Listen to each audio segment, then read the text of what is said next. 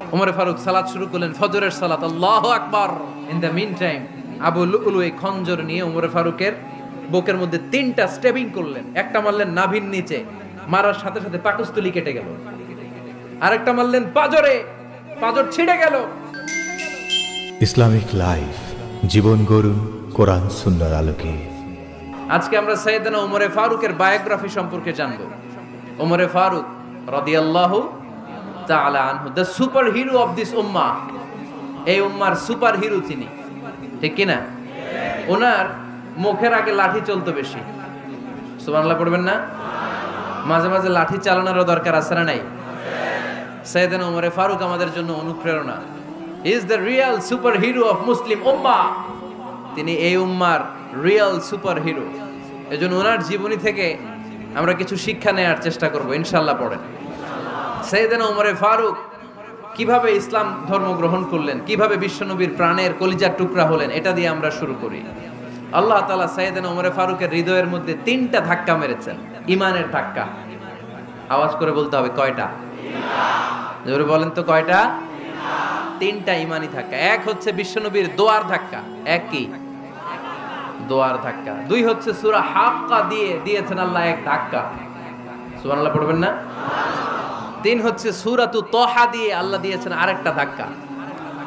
এই 3টা ইমানি ধাক্কা যখন সাইয়েদনা ওমর ফারুকের হৃদয়ে লাগলো, উনি পড়তে আরম্ভ করেছেন, আশহাদু আল্লা ইলাহা ইল্লাল্লাহ ওয়া আশহাদু আন্না মুহাম্মাদান আবদুহু ওয়া রাসূলুহু। চিল্লায়ে পড়েন আল্লাহু আকবার। বিশ্বনবী মক্কায় বসে বসে তাহাজ্জুদের সালাত পড়ে আল্লাহর কাছে দোয়া করলেন, আল্লাহুম্মা আইজ্জাল ইসলাম বিআহাব্বির রাজুলাইনি ইলাইক। ও আল্লাহ, 2 জন লোকের নাম বলবো, 2 জনের দরকার নেই। এই 2 জনের একজনকে আপনি ইসলামের সুশীতল ছায়া তলে এনে ইসলামকে বিজয় দান করে দেন। মুহূর্তের মধ্যে দোয়াটা কবুল করে নিয়েছে কে? বিশ্বনবী বললেন, আল্লাহ 2 জনের নাম বলবো আজকের দোয়ায়। আবি জাহাল ইবনে হিশাম, হয়তো হিশামের বেটা আবু জাহেলকে আপনি ইসলামের ভিতরে নিয়ে আসেন, কিংবা ওমর ইবনুল খাত্তাব, খাত্তাবের বেটা ওমরকে আপনি ইসলামের ছায়া তলে নিয়ে আসেন। ওমরে ফারুকের জন্য দোয়াটা কবুল করে নিয়েছে কে? মক্কার যে অবস্থা, আল্লাহর হাবিব সাল্লাল্লাহু আলাইহি ওয়াসাল্লাম বুঝলেন মক্কার এই 2 জনের একজন যদি আমার সাথে না থাকে তাহলে মক্কায় দাওয়াতি কাজ চালিয়ে যাওয়া যাবে। আল্লাহরে বললেন, আল্লাহ বেশি চাই না, এই 2 জনের একজন, হয় আবু জাহেল নয় ওমর, হয় আবু জাহেল নয় ওমর। বিশ্বনবী যখন দোয়া করলেন, এই দোয়ার একটা ইমানি ধাক্কা, নুরানি ধাক্কা সাইয়েদনা ওমর ফারুকের হৃদয়কে স্পর্শ করে ফেলল। দোয়া ইজ লাইক এ মিসাইল। এই যে আমরা দোয়া করি, এটা মিসাইলের মতো। যুদ্ধে মিসাইল হামলা করে না? মিসাইল হামলা করার পরে এই মিসাইল লক্ষ্য বস্তুতে যে ভেদ করে, ঠিক কিনা? তেমনি দোয়ার মতো যদি আপনি দোয়া করতে পারেন, আপনি যেই জন্য দোয়া করেছেন ঠিক ওই জায়গায় যে আপনার দোয়া স্পর্শ করে। সুবহানাল্লাহ পড়বেন না? বিশ্বনবীর দোয়ার মাধ্যমে প্রথমে সাইয়েদনা ওমর ফারুকের হৃদয়ে এক ধাক্কা লাগলো। 2 নম্বরে রব্বুল আলামিন সূরাতুল হাক্কা দিয়ে ওমর ফারুকের হৃদয়ের মধ্যে দিলেন এক ধাক্কা। পড়েন আল্লাহু আকবার। কোরআনের ভেতরে সূরাতুল হাক্কা নামে একটা সূরা আছে না নাই? আল হাক্কাতু মাল হাক্কা ওয়া মা আদরাকা মাল হাক্কা। পড়েন আল্লাহু আকবার। বিশ্বনবী যখন দোয়া করলেন, ওই দোয়া যখন সাইয়েদনা ওমর ফারুকের হৃদয়ে স্পর্শ করলো, সাইয়েদনা ওমর ফারুক সব সময় বিশ্বনবীরে ফলো করতে আরম্ভ করলেন। বিশ্বনবী ডানে গেলে লুকিয়ে লুকিয়ে ওমর ফারুক ডানে যায়, বিশ্বনবী বায়ে গেলে লুকিয়ে লুকিয়ে ওমর ফারুক বায়ে যায়। বিশ্বনবী একবার মসজিদুল হারামে যে নামাজ পড়তে শুরু করলেন, ওমর ফারুক তখন বিশ্বনবীর পিছু পিছু ছদ্মবেশে পেছন থেকে যে বিশ্বনবী কিভাবে নামাজ পড়ে দেখতে শুরু করলেন। বিশ্বনবী ইন দা মিন টাইম এশার নামাজে আল হাক্কাতু মাল হাক্কা তেলাওয়াত শুরু করে দিলেন। আল হাক্কাতু মাল হাক্কা তেলাওয়াত শুরু করে দিলেন। তেলাওয়াত করতে করতে বিশ্বনবী যখন তেলাওয়াত করতেছে, ওমর ফারুক এরকম দুলতেছে আর মজা পাচ্ছে। ও মিয়া, বিশ্বনবীর কণ্ঠ বুঝি আমার মতো কণ্ঠ? আপনার মতো কণ্ঠ? আহমদ বিন ইউসুফের কণ্ঠ? আব্দুল বাসিতের কণ্ঠ না? বিশ্বনবীর গলায় যে কি সুরের ঝংকার আল্লাহ দিয়েছেন, কি সুরের লহরী আল্লাহ দিয়েছেন, একবার যে শুনতো পাগল হয়ে যেত। আল্লাহু আকবার। বিশ্বনবী সূরা হাক্কা মন্ত্রমুগ্ধ তেলাওয়াতে, মন্ত্রমুগ্ধ সুর দিয়ে, মন্ত্রমুগ্ধ কণ্ঠ দিয়ে তেলাওয়াত করতে লাগলেন। এশার সালাতে ওমরে ফারুক দুলতে লাগলেন। ওমরে ফারুক যত শুনেন অবাক হয়ে যায়, যত শুনেন অবাক হয়ে যায়, যতই শুনে অবাক। কিরে? কারণ তিনি আরবি ভাষা বুঝতেন। এত সুন্দর শব্দের গাঁথনি, এত প্রাঞ্জল বর্ণনা, এত সুন্দর অন্তমিল, এটা কবিতা না হয়ে পারে না। উনি মনে মনে ভাবলেন এটা মনে হয় কবিতা। It might be poem, it could be poem. Muhammad মনে হয় কবি হয়ে গেছে, তার কাব্য প্রতিভা দিয়ে সে এটা বানিয়েছে। তা না হলে এত সুন্দর কথা, এটা কবিতা না হয়ে পারে। ইন দ্য মিন টাইম বিশ্বনবী কিন্তু দেখতেছে না যে পেছনে ওমর। বিশ্বনবী তেলাওয়াত করছিলেন। ইন দ্য মিন টাইম বিশ্বনবী পড়ছিলেন ওমা হুয়া বিকাউলি শাইরিন কলিলাম মা তুমিনুন। এই আয়াতের অর্থ হলো এটা কোনো কবির কথা নয়, খুব অল্প সংখ্যক লোকই তোমরা ঈমান আনো। সুবহানাল্লাহ পড়ে। এটাকে বলে কোইন্সিডেন্ট। কোইন্সিডেন্ট হুট করে অনেক সময় মিলে যায়, যায় কি যায় না? আপনি একজনের কথা ভাবতেছেন ভাবতেছেন, বাজারে গেলেন, বাজারে যেই দেখেন ওই লোকটা দাঁড়ায় আছে, এরকম হয় কি হয় না? কোইন্সিডেন্ট। ওমরে ফারুক মনে মনে যেটা ভাবতেছে ওই কথা দিয়ে বিশ্বনবী তেলাওয়াত করতেছে। আল্লাহু আকবার। বিশ্বনবী যে আয়াত তেলাওয়াত করছিলেন, আয়াতের অর্থ হলো এটা কোনো কবির বানানো কবিতা না, খুব অল্প সংখ্যক লোকই তোমরা ঈমান আনো। ওমরে ফারুক আটকে উঠলেন, থমকে দাঁড়ালেন। ঘটনা কি? আমি মনে মনে ভাবলাম কিরে এত সুন্দর কথা, এটা তো মানুষের কথা হতে পারে না, এটা নিশ্চয়ই কবিতা, কবির কথা। কিন্তু মুহাম্মদ এখন আবার পড়তেছে ওমা হুয়া বিকাউলি শাইর, এটা কোনো শায়েরের কবির কথা নয়। কলিলাম মা তুমিনুন, অল্পই তোমরা ঈমান আনো। তার মানে আমার মনে যা চলে মুহাম্মদ এটা টের পায়। মুহাম্মদ গণক। নাউজুবিল্লাহ পড়বেন না? মুহাম্মদ অনেক বড় মাপের একজন গণক। মানুষের হৃদয়ে কি চলে, মনে মনে কি ভাবে, মুহাম্মদ না দেখেও বলে দিতে পারে। ইন দ্য মিন টাইম বিশ্বনবী পরের আয়াতে পড়লেন ওয়ালা বিকাউলি কাহিনিন কলিলাম মা তাযাক্কারুন। এই আয়াতের অর্থ হলো এটা কোনো গণকের বানানো গণনা নয়, খুব অল্প সংখ্যক লোকই তোমরা উপদেশ হিসেবে এটাকে মানো। সুবহানাল্লাহ পড়েন। এবার আর ওমরে ফারুকের সহ্য হয় না, কি আজীব তামাশা। প্রথমে মনে করলাম কবিতা, মোহাম্মদ কয় কবি না, সে কবি না, এটা কবিতা না। তারপর ভাবলাম সে গণক, সে আয়াত পরে পরে বলে দিল এটা গণনা নয়, তাহলে এটা কি? এটা কি কবিতাও না, গণনাও না, তাহলে এটা কি? বিশ্বনবী তখন বললেন তানজিলুম মির রাব্বিল আলামিন। সুবহানাল্লাহ পড়েন। পরের আয়াত ছিল তানজিলুম মির রাব্বিল আলামিন। এটা দুনিয়ার কোনো কবির বানানো কবিতা না, এটা কোনো গণকের গণনা না, এটা কোনো সাহিত্যিকের বানানো সাহিত্য নয়, এটা মহাবিশ্বের পরিচালক রব্বুল আলামিনের কাছ থেকে পাঠানো কিতাব কোরআন। সূরা হাক্কার ধাক্কায় ওমরে ফারুক কাইত।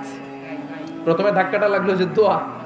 বিষ্ণুনবী তাহাজ্জুদে কেঁদে দোয়া করলেন, আল্লাহ হয় আবু জাহেলরে দিবা নাইলে ওমররে দিবা। ওই দোয়া ওমরে ফারুকের হৃদয়ে ছোঁয়া লেগেছে। এরপরে হাক্কা, সূরাতুল হাক্কা দিয়ে দিলে এক ধাক্কা। এই ধাক্কা খেয়ে উথাল পাথাল হৃদয়ের মধ্যে, হায় রে এ কি বাণী, এ কেমন কথা, কে মুহাম্মদ? তারপরও শয়তানের ওয়াসওয়াসা আছে না নাই?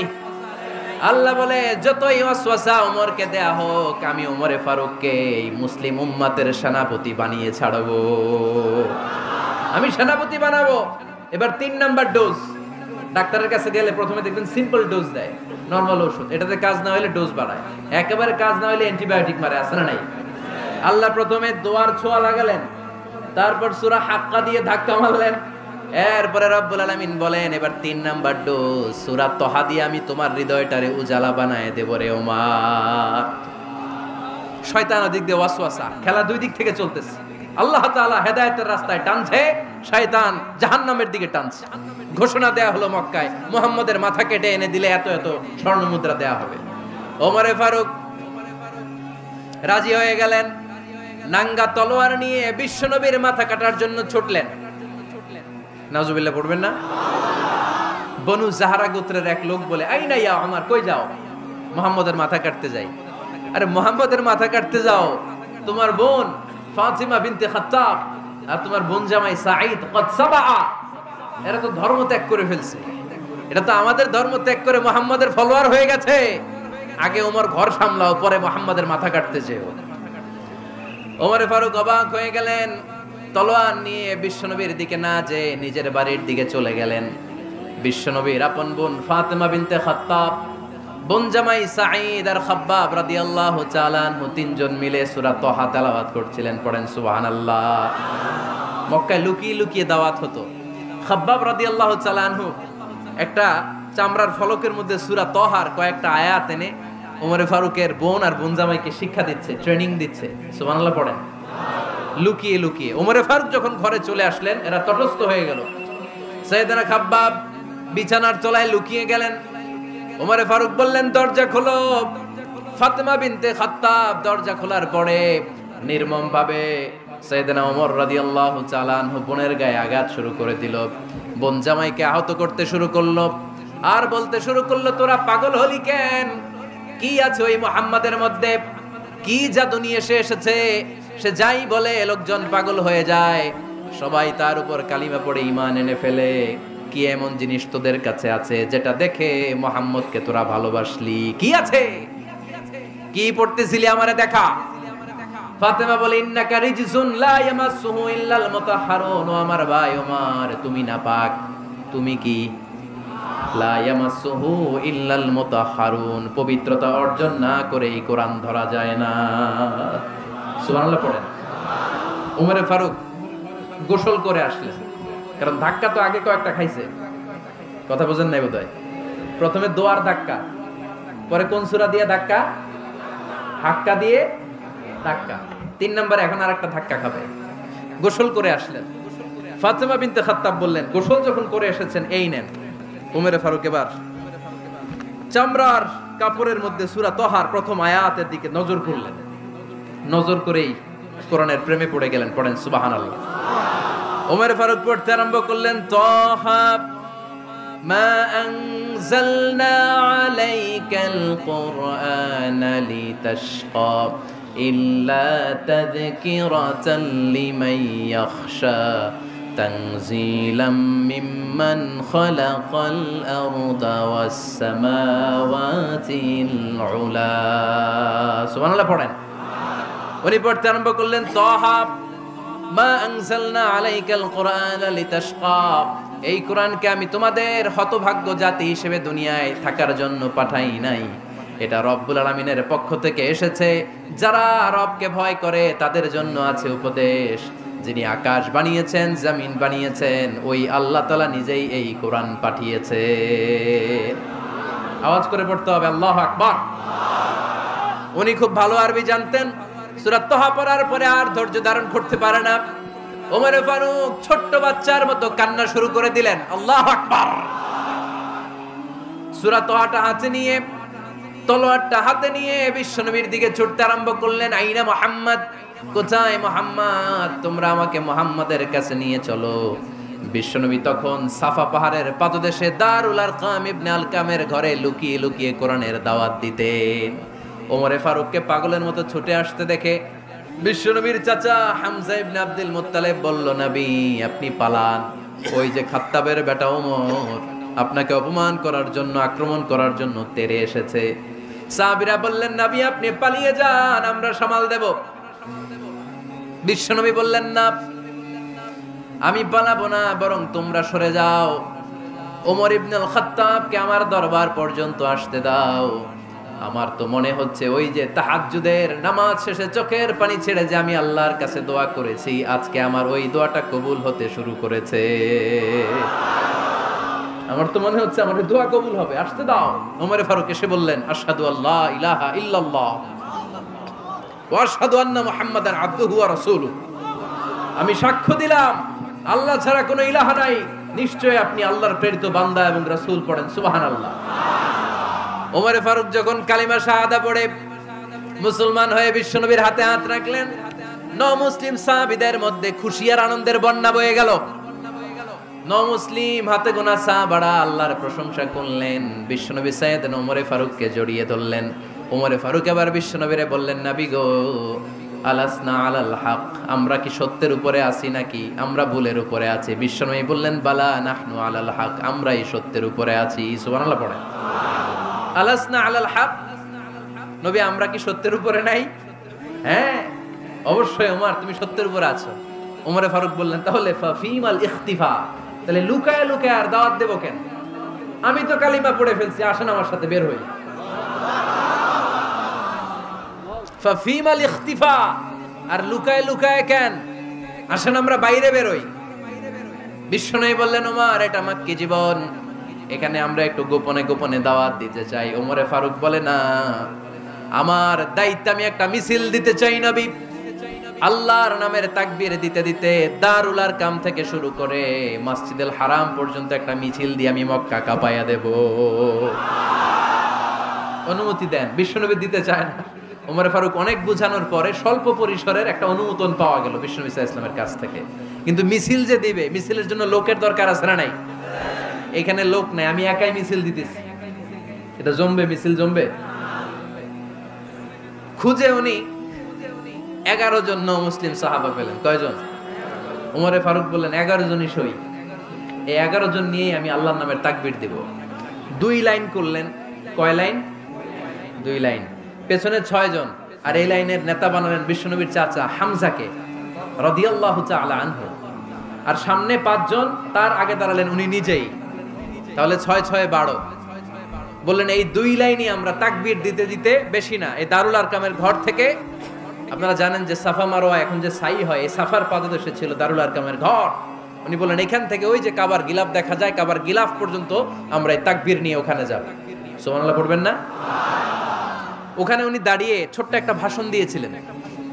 উনি বলেছিলেন মান আরাদা আন তাসকুলা উম্মু ওয়া ইয়াতামা ওয়ালাদু ওয়া তারমিলা যাওজাতুহু ফালিয়াসুদ্দানি। খেয়াল করে শুনেন, কান দুইটা খরগোশের কানের মতো খাড়া করেন। উনি এক বাক্যের একটা ভাষণ দিলেন। ভাষণ দিতে জানলে বড় ভাষণ দেয়া লাগে না। এক বাক্যের ভাষণ দিয়ে গোটা বিশ্বকে ঝাঁকুনি মারা যায়। চিল্লায় বলো ঠিক কিনা? ওমরে ফারুক এক বাক্যের একটা ছোট্ট ভাষণ দিলেন। মান আরাদা আন তাসকুলা উম্মু, কে আছো মায়ের এই মক্কায়, কে আছো মায়ের বুক খালি করতে চাও?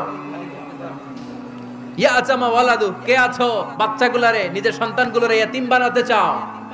কে আছো তারমিলা যাওজাতুহু, নিজের স্ত্রীকে বিধবা বানাতে চাও? ফালিয়া সুদ্দানি, বুকের পাটা থাকলে আমি ওমর রে থামাও। ফালিয়া সুদ্দানি, দেখি মক্কায় কার এত বড় বুকের পাটা। কে আছো মায়ের বুক খালি করতে চাও, সন্তান রে এতিম বানাতে চাও, স্ত্রীকে বিধবা বানাতে চাও? ফালিয়া সুদ্দানি, পারলে আমারে ঠেকাও। এই বলে উনি আল্লাহু আকবার, আল্লাহু আকবার, আল্লাহু আকবার বলে স্লোগান শুরু করে দিলেন। এক এক স্লোগানে মক্কার মরুজমিন থারথার করে কাঁপতে আরম্ভ করলেন। এই মিছিল মক্কার কেউ দেয় নাই। মিছিলের আওয়াজ শুনে আবু জাহেল বাইরিস, উতবা বাইরিস, শাইবা, ওয়ালিদ ইবনে মুগিরা সব বের হয়েছে। কিরে, আমার এলাকায় এত বড় স্লোগান, কার এত সাহস? বের হয়ে দেখে মিছিলের সামনে ওমর। ওমর রে দেখে দিছে এক দৌড়। কারণ ওমরে ফারুককে থামানোর মতো বাপের বেটা মক্কায় দ্বিতীয়টা কেউ ছিল না। আওয়াজ করে বলেন ঠিক কিনা?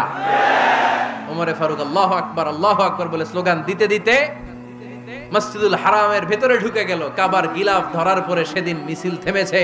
ওই আল্লাহর নামের স্লোগান সেদিন কেউ থামাতে পারে নাই, কিয়ামত পর্যন্ত কেউ থামাতে পারবে না। চিল্লায় বলো ঠিক কিনা?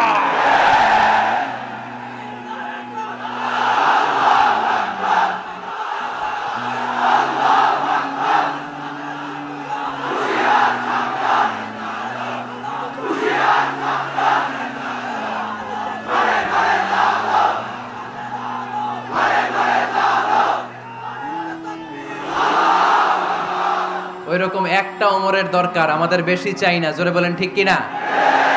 দাও খোদা দাও আমায় আবার ওমর দারাজ দিল, দাও খোদা দাও আমায় আবার ওমর দারাজ দিল, দাও আলীর মতো বীর সেনানি, আলীর মতো বীর সেনানি জাগাতে নিখিল, দাও খোদা দাও আমায় আবার ওমর দারাজ দিল। সুবহানাল্লাহ পড়েন। একটা ওমর লাগবে। চিল্লায় বলেন কয়টা? ওই ওমরের অপেক্ষায় বাংলাদেশ সহ গোটা মুসলিম উম্মাহ, ঠিক কি না? একটা ওমরই যথেষ্ট। আমাদের সেন্ট্রাল লিডারশিপ নাই তো, আমাদেরকে এদিকে লাথি মারলে আমরা ওইদিকে যাই। ওদিক থেকে গুতা মারলে আমরা এদিকে যাই। আমাদের রিপ্রেজেন্টেটিভ, আমাদের প্রতিনিধিত্ব করার মতো কোনো কেন্দ্রীয় লিডারশিপ নেতৃবৃন্দ গোটা বিশ্বে নাই, ঠিক কিনা? আমরা সেই ওমরে ফারুকের অপেক্ষায়, আমরা সেই ইমাম আল মাহাদির অপেক্ষায়। এই ওমরে ফারুক আমাদের মডেল, ঠিক কিনা? থার্ড ইন পজিশন এই পুরা উম্মতের মধ্যে ওনার পজিশন নাম্বার 3। 1 নাম্বার পজিশন বিশ্বনবীর, কার? 2 নাম্বার পজিশন কার? আবু বকর। 3 নাম্বার পজিশন কার? ওমরে ফারুকের। বিশ্বনবী বলতেন লা নবিয়্যা বা'দি, লা নবিয়্যা বা'দি, আমার পরে কোনো নবী নাই। ওয়ালা রাসূলা, আমার পরে কোনো রাসূলও নাই। আমার নবীর পরে আর কোনো নবী আছে? আমার নবীর পরে আর কোনো রাসূল আছে? এই যে কাদিয়ানি যে একটা সম্প্রদায় আছে, এরা কি মুসলিম নাকি অমুসলিম? মুসলিম সম্প্রদায়ের সাথে এদের কোনো সম্পর্ক নাই, চিল্লা বলেন ঠিক কিনা? এরা যদি মুসলমান হতে চায়, আমার নবী দ্য লাস্ট মেসেঞ্জার বিশ্বনবীকে খাতামুন নবী হিসেবে সংবাদ সম্মেলন করে গোটা বিশ্বকে জানাই দিতে হবে, তারপরে তাদেরকে আমরা মুসলিম হিসেবে স্বীকৃতি দিব, চিল্লা বলেন ঠিক কিনা? তা না হলে তারা কোন ধর্মের এটাকে জানাই দিতে হবে। No inferiority complex, no identity crisis. Identity ক্রাইসিসে থাকা যাবে না। আপনারা কোন ধর্মের এটা জানাই দেন। আপনারা বিশ্বনবীরও শেষ নবী মানবেন না, আবার মুসলিম বলেও নিজেদেরকে ট্যাগ লাগাতে চাইবেন। সাধারণ মুসলমানরা এটা এই ধোঁকাবাজি মানে না, চিল্লায় বলেন ঠিক কিনা? আমার নবীর পরে কোনো নবী নাই, আমার রাসূলের পরে কোনো রাসূল নাই, ঠিক কিনা? আল্লাহর হাবিব বলতেন লাউ কানা বা'দি নাবিয়্যুন লাকানা উমর, তবে আমার পরে যদি নবী হওয়ার যোগ্যতা কারো থাকে, আমার ওমরের ওই যোগ্যতা আছে। সুবহানাল্লাহ পড়েন। প্রভু তুমি বলেছো রাসূল দেবে না, বলনি দেবে না ওমর, বলনি দেবে না হামজা তারি, খালিদ বিজয় সমর। প্রভু তুমি বলেছো রাসূল দেবে না, বলনি দেবে না ওমর, বলনি দেবে না হামজা তারি, খালিদ বিজয় সমর। প্রভু তুমি বলেছো রাসূল দেবে না। সুবহানাল্লাহ পড়েন। এজন্য আমরা একটা ওমর চাই। কয়টা? বেশি লাগবে? নেতার মতো নেতা কয়টা লাগে? জোরে বলেন কয়টা? Enough, that's enough. ওমরে ফারুক আওয়ার সুপার হিরো। ওনার সাথে বিশ্বনবী সাল্লাল্লাহু আলাইহি ওয়াসাল্লামের মুসাহারার সম্পর্ক ছিল। ওমরে ফারুক যে বিশ্বনবীর শ্বশুর, এটা অনেকে জানেই না। ওমরে ফারুক রাদিয়াল্লাহু তাআলা আনহু বিশ্বনবীর শ্বশুর ছিলেন। এটা আজকে নতুন শুনছেন, কে কে হাত তোলেন? দেখছেন হুজুর? সঠিক বলছি না আমি? অনেকে আমরা জানি না। মাশাআল্লাহ, জানতে লজ্জা নাই, শিখতে লজ্জা নাই। লজ্জা হচ্ছে অজ্ঞতায় আর মূর্খতায়, ঠিক কি না? আমরা শিখতে রাজি আছি। যে কথা বলে আমরা তার ছাত্র। আমার আগে হুজুর কথা বলতেছিলেন, আমরা ছিলাম ছাত্র। এখন আমি কথা বলতেছি, এখন আমরা সবাই হয়ে গেছি ছাত্র, ঠিক কি না? যিনি বলেন তিনি শিক্ষক, বাকিরা আমরা ছাত্র, ঠিক কি না? 4 খলিফার 2 খলিফা, ইসলামের 4 খলিফার 2 খলিফা বিশ্বনবীর মেয়ের জামাই, আর বাকি 2 খলিফা বিশ্বনবীর শ্বশুর। সুবহানাল্লাহ পড়েন। সাইয়েদনা আলী রাদিয়াল্লাহু তাআলা আনহু, সাইয়েদনা উসমান যুন-নূরাইন বিশ্বনবীর মেয়ের জামাই। উসমান রাদিয়াল্লাহু তাআলা আনহুর কাছে বিশ্বনবী 2 মেয়েকে বিয়ে দিয়েছিলেন। একজন মারা যাওয়ার পরে আরেকজন। বিশ্বনবী বলেছেন এরপরে আরেকটা থাকলে ওইটারও বিয়ে দিতাম। সুবহানাল্লাহ পড়বেন না? 2 জন ছিল মেয়ের জামাই আর 2 জন ছিল শ্বশুর। সাইয়েদনা আবু বকর শ্বশুর, বিশ্বনবীর স্ত্রী আম্মাজান আয়েশা রাদিয়াল্লাহু তাআলা আনহার বাবা। বিশ্বনবীর স্ত্রী আম্মাজান হাফসা রাদিয়াল্লাহু তাআলা আনহার বাবা ছিল সাইয়েদনা ওমরে ফারুক। চিল্লায় পড়েন আল্লাহু আকবার। জানো তো না পজিশন না? সাইয়্যিদু কুহুলিল জান্নাহ, জান্নাতে যত নারীরা যাবে, নারীদের সর্দারিনী হবে সাইয়্যিদাতুনা ফাতেমা রাদিয়াল্লাহু তাআলা আনহা। এই ফরিদপুরের যত ইয়াং স্টারেরা, তোমরা যারা জান্নাতে যাবে, তোমাদের লিডার হবে সাইয়েদনা হাসান আর হুসাইন রাদিয়াল্লাহু তাআলা আনহুমা। আর বয়স্ক মুরব্বীরা যারা জান্নাতে ঢুকবেন, আপনাদের লিডার হবে সাইয়েদনা আবু বকর আর সাইয়েদনা ওমর ফারুক রাদিয়াল্লাহু তাআলা আনহু। সুবহানাল্লাহ পড়তে পারলেন না? ওমর ফারুক এটা সাধারণ কোনো ক্যারেক্টারিস্টিক্স নয়। ওনাকে আল্লাহ তাআলা নলেজও দিয়েছেন, আবার দিনদারিও দিয়েছেন। আমার দিনী ভাইয়েরা, খেয়াল রাখবেন, কোনো আলেমের মধ্যে বা কোনো নেতার মধ্যে যদি এই দুইটার সমন্বয় আপনি পান, যে তার জ্ঞানও আছে আবার দিনদারিও আছে, he belongs the knowledge and he belongs the তাকওয়া, সে গোটা বিশ্বকে জয় করে ফেলবে। ঠিক কি না? যার মধ্যে জ্ঞান আছে, যার মধ্যে তাকওয়া আছে, তারে কেউ থামায় রাখতে পারে? ওমরে ফারুককে এই দুই নেয়ামত দিয়ে ধন্য করেছে কে? সহিহ বুখারীর বর্ণনা, বিশ্বনবী সাহাবীদের সামনে একটা স্বপ্নের কথা বলছেন।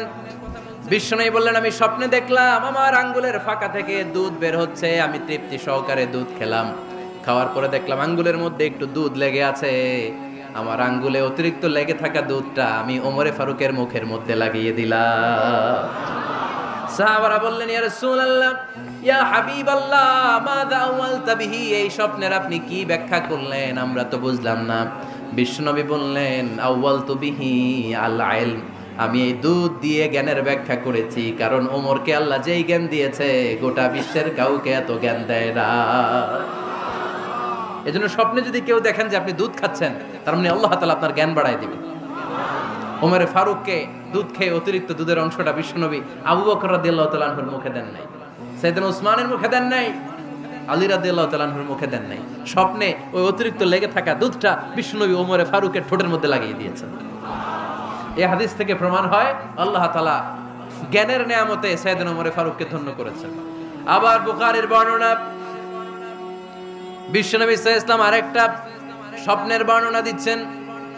তিনি বললেন, তোমাদের সবাইকে স্বপ্নে আমার সামনে দাঁড় করানো হলো। আমি দেখলাম তোমাদের কারো জুব্বা নাভি পর্যন্ত, কারো জুব্বা হাঁটু পর্যন্ত, কারো জুব্বা টাকনু পর্যন্ত। ওমরে ফারুককে যখন স্বপ্নে আমার সামনে দাঁড় করিয়ে দেয়া হলো, আমি দেখলাম ওমরের জুব্বা এত লম্বা, ওমর টেনে হিচড়ে তার জুব্বা নিয়ে সামনে হেঁটে যাচ্ছে। সাহাবারা বললেন, ফামাযা আওয়ালতা বিহি ইয়া রাসূলুল্লাহ, ও আল্লাহর রাসূল, এই স্বপ্ন দিয়ে আপনি কি বোঝাতে চাইলেন, আমরা কিছু বুঝলাম না। বিশ্বনবী বললেন, আউয়ালতু বিহি আদ-দীন, আমি এই হাদিসের দ্বারা দ্বীনের ব্যাখ্যা করলাম, যার জামা যত লম্বা তার দ্বীনদারি তত বেশি। সুবহানাল্লাহ, আসতে পড়েন। স্বপ্নে দেখলেন কোন সাহাবীর জুব্বা নাভি, কোন সাহাবীর হাঁটু, কারোটা টাকনু, কিন্তু ওমরে ফারুকের জুব্বা এত লম্বা, ইয়াজুরু সাওবাহু, তিনি তার জুব্বা টেনে হিচড়ে যাচ্ছেন। বিশ্বনবী বললেন, এটা দ্বারা আমি দ্বীন, আমি তাকওয়া, দ্বীনদারি, তাকওয়া, এটার ব্যাখ্যা করেছি। তার মানে ওমরে ফারুকের তাকওয়ার সামনে সব তাকওয়া পানি হয়ে যাবে। কোন সুবহানাল্লাহ। আল্লাহ তাআলা সাইয়েদনা ওমরে ফারুককে দ্বীনের জ্ঞান দিয়েছেন, তাকওয়া দিয়েছেন। যুবক ভাইরা, যাকে আল্লাহ তাআলা দ্বীনের জ্ঞান দেয়, যাকে আল্লাহ তাআলা তাকওয়ার এই গুণ দিয়ে সমৃদ্ধ করে, তার জন্য গোটা বিশ্বের সব দরজাগুলোকে ওপেন করে দেয় কে? কত বড় মুত্তাকি ছিলেন সাইয়েদনা ওমরে ফারুক। মদিনার সমাজে কয়জন মুনাফিক ছিল বিশ্বনবী ছাড়া কেউ বলতে পারতেন না। বিশ্বনবী কোন সাহাবীকে মুনাফিকদের লিস্ট দিয়ে যান নাই, একজন সাহাবী ছাড়া। দেখি কেউ বলতে পারেন কিনা ওই সাহাবীর নাম? কি নাম? হুযায়ফা ইবনুল ইয়ামান রাদিয়াল্লাহু তাআলা আনহু। ওনাকে বলা হতো সাহিবু সিররি রাসূলিল্লাহ, আল্লাহ রাসূল সাল্লাল্লাহু আলাইহি ওয়াসাল্লামের গোপন তথ্যের ধারক বাহক। সুবহানাল্লাহ পড়বেন না? বিশ্বনবী ইন্তেকালের আগে মদিনার সমাজে মোট কয়জন মুনাফিক আছে, এই তথ্য আবু বকরকে বলেন নাই, ওমর রাদিয়াল্লাহু তাআলা আনহুকে বলেন নাই, উসমান রাদিয়াল্লাহু তাআলা আনহু, আলী রাদিয়াল্লাহু তাআলা আনহু, আশারাতুল মুবাশশিরিনা বিল জান্নাহ কোন সাহাবীকে বলেন নাই। শুধুমাত্র কেবলমাত্র একমাত্র হুযায়ফা ইবনুল ইয়ামান রাদিয়াল্লাহু তাআলা আনহুর কাছে মুনাফিকদের লিস্টে বিশ্বনবী দিয়ে গিয়েছে। সুবহানাল্লাহ পড়ে। মদিনায় কারা কারা মুনাফিক কেউ জানতো না, হুযায়ফা ছাড়া। কে ছাড়া? নামটা আজকে মুখস্থ করেন, যাতে অন্য কোনো ওয়াজে কেউ জিজ্ঞেস করলে বলতে পারেন। মুনাফিকদের লিস্ট যে সাহাবীর কাছে বিশ্বনবী দিয়ে গিয়েছিলেন, সাহাবীর নাম কি? নাম? নামটা কেমন লাগে? ভাল লাগে? অনেকে আমারে জিজ্ঞেস করে, হুজুর আমার ছেলে হবে আগামী মাসে, একটা নাম দেন। নাম দিয়ে দিলাম হুযায়ফা। যাদের হবে ছেলে, এলাকায় যাদের নেক্সট কয়েক মাসে ছেলে হবে, খালি হুযায়ফা চলবে। কি চলবে? ভাল লাগে? নামটা ভাল লাগে? রাইখেন, অনেক সুন্দর নাম। উনিই জানতেন মুনাফিক কারা। দেখেন ওমরে ফারুকের তাকওয়ার লেভেলটা কত হাই। ওমরে ফারুক একদিন হুযায়ফা রাদিয়াল্লাহু তাআলা আনহুর কাছে গেলেন, যে বললেন, হুযায়ফা, বিশ্বনবী ইন্তেকালের আগে মুনাফিকদের নামের লিস্টটা কারো কাছে দেয় নাই, আমার জানা নাই, সাইয়েদনা আবু বকরের জানা নাই, কোন সাহাবীর জানা নাই, তুমি ছাড়া। আমি তোমার কাছে জানতে চাই, আমি ওমরের নামটা ওই মুনাফিকদের খাতায় আছে কিনা আমার একটু বলো। আমার ওমরের নামটা ওই মুনাফিকদের লিস্টিতে একটু আছে কিনা, নামটা একটু বলো। যদি থাকে আমি ভালো হয়ে যাব, আমি নেফাকি দূর করে পাক্কা মুমিন হতে চাই। আমার নাম যদি মুনাফিকের লিস্টে থাকে আমি তো শেষ। হুযায়ফা চোখের পানি ছেড়ে দিয়ে বলে, আমিরুল মুমিনিন, কেমন প্রশ্ন করলেন আপনি? আপনি বিশ্বনবীর শ্বশুর, এই উম্মতে আপনার পজিশন 3 নাম্বার। আপনারে মুনাফিকরা ভয় পায়, শয়তান আপনারে ভয় পায়। আপনি জান্নাতে সব বয়স্ক লোকদেরকে নিয়ে জান্নাতের মধ্যে আগে আগে ঢুকবেন, কেমন করে মুনাফিকদের কাতারে আপনার নাম থাকতে পারে ওমর? সুবহানাল্লাহ পড়ে। কি বিনয়ী, কি তাকওয়া। হুযায়ফাকে যে ধরতেন, হুযায়ফা একটু বলো না আমার নামটা মুনাফিকদের লিস্টিতে আছে কিনা। ওমরে ফারুকের যদি এই টেনশন থাকে যে আমি মুনাফিক হয়ে গেলাম কিনা, আমাদের এই টেনশন থাকার দরকার আছে না নাই? হ্যাঁ, যেন সব সময় আল্লাহর কাছে দোয়া করতে হবে, আল্লাহ তুমি নেফাকি থেকে আমাদেরকে বাঁচাও। আরো জোরে পড়েন আমিন। ওমরে ফারুক রাদিয়াল্লাহু তাআলা আনহু আমাদের সুপার হিরো, আমাদের সবাই বলেন আমাদের। উনি কত বড় সুপার হিরো শুনেন। উনি জুমার খুতবা দিচ্ছেন। কি দিচ্ছেন? মসজিদে নববীতে খুতবার মাঝখানে হঠাৎ বললেন, ইয়া সারিয়াতাল জাবাল, ইয়া সারিয়াত ইবনে জানিমিল জাবাল। এই কথা বলেই আবার খুতবা দিতে শুরু করলেন। ওনার এই ইয়া সারিয়াত ইবনে জানিমিল জাবালের সাথে আগের কথারও কোনো মিল নাই, পরের কথারও কোনো মিল নাই। জুমার নামাজের পর মুসল্লি সাহাবারা ধরলেন, বললেন, ইয়া আমিরাল মুমিনিন। খুতবার মাঝখানে হঠাৎ করে ইয়া সারিয়াত ইবনে জানিমিল জাবাল বলে আপনি চিৎকার করলেন কেন? আপনার এই বাক্যের সাথে আপনার খুতবার আগের বাক্যের কোনো মিল নাই, আপনার খুতবার পরের বাক্যেরও কোনো মিল নাই। এই কথা আপনি কারে বললেন, কারে উদ্দেশ্য করে বললেন? এই কথার তাৎপর্য কি আমাদেরকে বুঝিয়ে বলেন। ওমরে ফারুক বললেন, আমি যখন খুতবা দিচ্ছি আমি দেখতে পেলাম ওই যে কয়েক মাস আগে আমি আমার মুসলিম সেনাবাহিনী পারস্যে আক্রমণের জন্য পাঠিয়েছি, বর্তমান ইরানের ওই বিশাল এলাকাতে পারস্যে আমি আমার ব্যাটালিয়ন পাঠিয়েছি। আমি হঠাৎ করে দেখতে পেলাম আমার মুসলিম বাহিনীর সেনাপতি যুদ্ধের এক পর্যায়ে তার ডানে আছে উপত্যকা, বায়ে আছে পাহাড়। সে পাহাড়ি রাস্তা ছেড়ে দিয়ে উপত্যকার দিকে যেতে শুরু করেছে। আমি দেখতে পেলাম আমার মুসলিম বাহিনী যদি উপত্যকার দিকে ছুটে বেড়ায়, কাফির মুশরিকরা আমার মুসলিম বাহিনীকে কচুকাটা করে ফেলবে। তাই আমি এখান থেকে তাদেরকে কমান্ড দিয়ে বলেছি, ইয়া সারিয়াতাল জাবাল, উপত্যকার দিকে নয় পাহাড়ের দিকে যাও, তাহলেই তোমাদের বিজয় নিশ্চিত হয়ে যাবে। উপত্যকার দিকে যেও না, ইলাল জাবাল, ইলা সারিয়াতিল জাবাল, পাহাড়ের দিকে ছোট। সাহাবারা অবাক, ঘটনা কি? উনি বসে আছেন মদিনায় মসজিদে নববীর মিম্বারে দাঁড়িয়ে, উনি যদি ইয়া সারিয়াতাল জাবাল বলে এটা কি ইরানে যাবে নাকি? ও মিয়া, তখনকার সময়ে বর্তমানের মতো মোবাইল ছিল নাকি, ইন্টারনেট ছিল নাকি, কিছু ছিল? খালি মুখে আমি যদি বলি ইয়া সারিয়াতাল জাবাল, এটা ইরানে যাবে, ইন্ডিয়া যাবে, ঢাকায় তো যাবে, ফরিদপুর শহরেই তো বসবে না, ঠিক কিনা? কিন্তু এটা আমিরুল মুমিনিন বিশ্বাসী সাহাবারা বিশ্বাস করে নিল। কিছু মুনাফিক ছিল, এরা কয় না ঝামেলাস, এটা তো সম্ভব না। এক কাজ করি, এই সেনাপতি যখন বিজয়ী বেশে মদিনায় ফিরে আসবে আর আমরা ধরব। এরা দিন গুনতে লাগলো, এই সেনাপতি মুসলিম বাহিনী নিয়ে পারস্য জয় করে কবে ফিরে আসবে। এই মুনাফিকের দলগুলো কখনো সেনাবাহিনীকে অভ্যর্থনা জানাতে যেত না, কিন্তু এইবার সবার আগে মদিনার উপকণ্ঠে যে সেনাপতিদেরকে অভ্যর্থনা জানানোর জন্য ফুল নিয়ে রেডি। ফুল নিয়ে দাঁড়ায় সেনাপতি ঢুকার সাথে সাথে ধরছে, এই সেনাপতি কোত্থেকে আসছে? কয় পারস্য জয় করে আসছি। কয় এমন এমন দিন, জুমার দিন দুপুর বেলা যুদ্ধের মাঝখানে আমিরুল মুমিনিনের কণ্ঠের কোন কথাবার্তা শুনছো নাকি? সেনাপতি অবাক, কয় তোমরা জানলা কেমনে? শুনছি তো। সুবহানাল্লাহ পড়বেন না? আমরা যুদ্ধে একটা ভয়ঙ্কর অবস্থার মধ্যে ছিলাম, পেছন থেকে শত্রু আমাদেরকে আক্রমণ করতে শুরু করে দিল।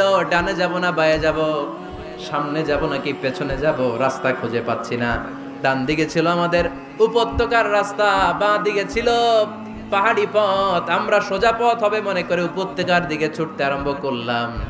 হঠাৎ করে আমিরুল মুমিনিনের কণ্ঠ বজ্র কণ্ঠে আমার কানের মধ্যে ভেসে আসলো। আমার মনে হলো আমিরুল মুমিনিন কেমন যেন আমাকে কমান্ড দিচ্ছেন আর বলছেন, ইয়া সারিয়াতাল জাবাল, ডান দিকে উপত্যকার পথে নয়, তাড়াতাড়ি পাহাড়ের দিকে সৈন্যবাহিনী নিয়ে উঠে যা। পাহাড়ের দিকে, ডানে না, this is wrong track and this is the right track. ওই দিন যদি ওমরে ফারুকের ওই গাইডলাইন, আমিরুল মুমিনিনের কমান্ড যদি আমি না শুনতাম, আজকে বিজয়ের বেশে ফিরতেও পারতাম না, আমাদের চেহারাও তোমরা দেখতে পেতে না। ওমরে ফারুকের ওই কমান্ড, ওই গাইডলাইন অদৃশ্য থেকে শোনার কারণে ওই পারস্যের মধ্যে আমাদেরকে সেই যুদ্ধে বিজয় দান করেছে কে? দিস ইজ ওমরে ফারুক, দিস ইজ ওমরে ফারুক। বিশ্বনবী বলছেন, ওমর, মা লাকিয়াকা শাইতানু সালিকান ফাজ্জান ইল্লা সালাকা ফাজ্জান গায়রা ফাজ্জিক। ওমর, শয়তান ইবলিস যদি তোমার কোনো রাস্তা দিয়ে হাঁটতে দেখে, শয়তান ওই রাস্তা রেখে দিয়ে অন্য রাস্তা দিয়ে হাঁটে। সুবহানাল্লাহ বাড়িতে যায় বললেন। কে বলতেছে? বিশ্বনবী। কার ব্যাপারে? ওমরে ফারুকের ব্যাপারে। শয়তান যদি দেখে যে ওমরে ফারুক এই রাস্তা দিয়ে হাঁটতেছে, শয়তান ওই রাস্তা রেখে দিয়ে অন্য রাস্তা দিয়ে হাঁটে। সুবহানাল্লাহ পড়েন। রাত্রিবেলা আমরা আমাদের বাচ্চা ছেলে মেয়েদেরকে যখন খাওয়াই, বাচ্চারা খেতে চায় না, এরকম হয় আপনাদের ফরিদপুর এলাকায়? হ্যাঁ, এই এলাকায় হয় নাকি? খেতে চায় না বাচ্চারা, এই চকলেট দেখায়া, এই মিনা কার্টুন দেখায়া, এইটা সেইটা, এগুলো সেগুলো বলে, গল্প টল্প বলে ভুলায়া খাওয়ানো লাগে, তাই না? তারপরও খায় না। আমারও ছোট মেয়ে আছে, খেতে চায় না, এইটা সেইটা এমনি সেমনি খাওয়ানো লাগে। তো শেষে না পেরে মা বাবা বলতে বাধ্য হয়, ওই যে ভূত আসতেছে, ভূত, তাড়াতাড়ি তাড়াতাড়ি খাও, নাহলে যে ভূত ধরবে তোমার। ওই যে বাঘ আসতেছে, বাঘ, তাড়াতাড়ি খাইলে নাহলে বাঘে কামড়াবে। বলি না আমরা? আপনারা কি বলেন? ভূত। আর কি বলেন? হ্যাঁ হ্যাঁ, আচ্ছা, এক এক জায়গায় এক একটা আমরা বলি, ভূত আসবে, বাঘ খাবে, ভাল্লুক খাবে, তাড়াতাড়ি খাও। মদিনাতে যখন ওমরে ফারুক আমিরুল মুমিনিন, মদিনার মায়েরাও বাচ্চাদেরকে খাওয়াতে পারতো না, ছোট্ট মেয়েদেরকে খাওয়াতে পারতো না, খাওয়া নিয়ে যন্ত্রণা করতো। বাচ্চারা যখন মদিনায় খেতে চাইতো না রাত্রি বেলায়, মদিনার মায়েরা বলতো, তাড়াতাড়ি খাও, হা হুয়া ইয়াতি উমর, হা হুয়া ইয়াতি উমর, তাড়াতাড়ি খা, নাইলে ওই যে ওমর আসতেছে, Omar. This is our super hero সাইয়েদনা ওমরে ফারুক রাদিয়াল্লাহু তাআলা আনহু। শুধু শয়তানি ভয় পেত না, মুনাফিকরাও ভয় পেত, জমের মতো ভয়। শুধু তাই না, আমাদের আম্মাজান বিষ্ণু ইসা ইসলামের স্ত্রীরাও ওমরে ফারুককে ভয় পেতেন। সুবহানাল্লাহ কইবেন না? মাঝে মাঝে বিষ্ণু ইসা ইসলামের সাথে আম্মাজান আয়েশার ঝগড়া হতো, হতো না? আপনাদের ফ্যামিলিতে ঝগড়া হয়? হয় না? হয় না? কার কার দেখি? ওরে আল্লাহ, অনেক আল্লাহর ওলি আছে তো এই জায়গায়। ঝগড়া হয় না? কি কথা কয়, ঝগড়া হয় না বলে? বিশ্বনবীর ফ্যামিলিতে ঝগড়া হয়, আপনার ফ্যামিলিতে হয় না? মিষ্টি ঝগড়া। আর ও বিয়েই করে নাই।